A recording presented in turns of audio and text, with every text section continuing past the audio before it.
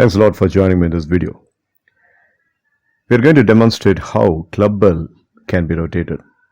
It's a very traditional kind of an equipment, even before the years of bodybuilding and the casting iron materials.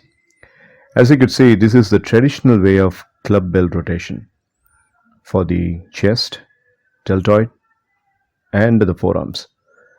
So the Clubbell that I'm using is about 16 kilograms. Now, so many people commit the errors of holding the Clubbell straight to their face, and at the end of each rotation they will hold it by the other hand. See, this is something that you need to avoid because you are not getting a proper workout if you are doing so, and it is getting supported with the other hand, and it's merely a waste of energy and waste of time. What you got to do is you need to hold the Clubbell with one hand, and you should completely have the balance of stating with your chest. It has to come and stand near your chest, and your forearm, your tricep, and your deltoid. All the three have to work in tandem. And after finishing the rotations, some neutral movements are really going to be very useful for your muscle growth. Yeah, like this, a cross-functional deltoid movement. It gives a massage on the muscle and the chest expander, and the most important one is the arm expanders and the shoulder rotation, because the trapezium is getting worked out in the Clubbell rotation. So once you do this as a workout, then you make lateral rises so that the posterior deltoid gets worked out, and then you are making the shoulder rotation, the shrugs, basic shrugs shoulder rotation for enhancing your intensity of the shoulders.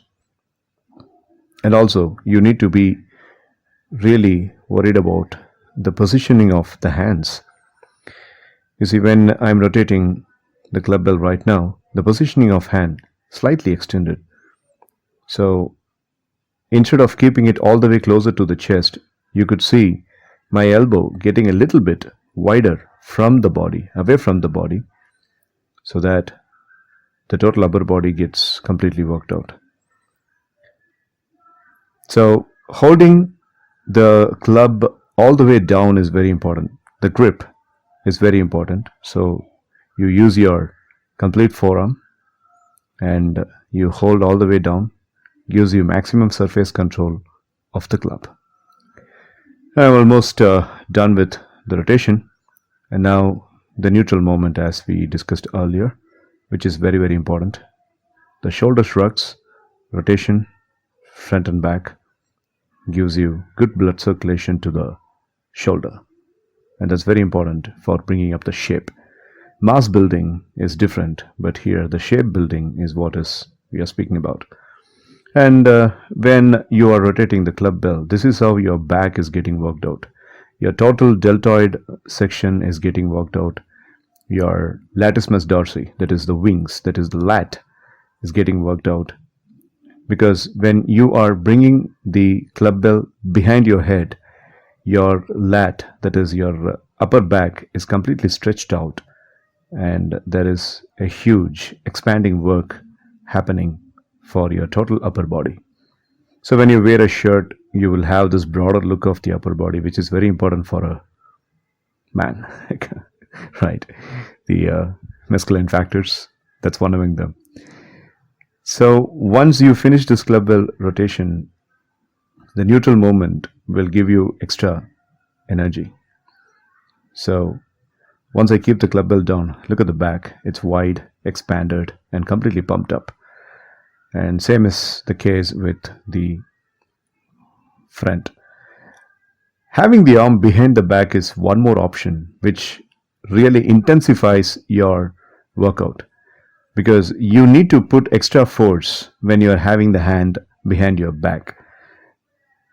So your upper body gets completely worked out, and you are rotating the Clubbell only with the help of the deltoid if you are having the other hand behind the back. So you have to work out by getting all the strength and all the kind of intensity of your forearm and deltoid muscle for making it possible. So Let's now discuss about how many rotations you'll have to make per day. 100 rotations per hand is advisable, but then there is always a fear of, overworkout. That is, body gets more worked out and you easily get drained out. So about 50 to 60 club bell rotations per hand will always be a very good advisable quantum of workout. And keeping the hand, that is keeping the other hand either unengaged or behind the back, or just having the hand rested on your chest, will also be fine.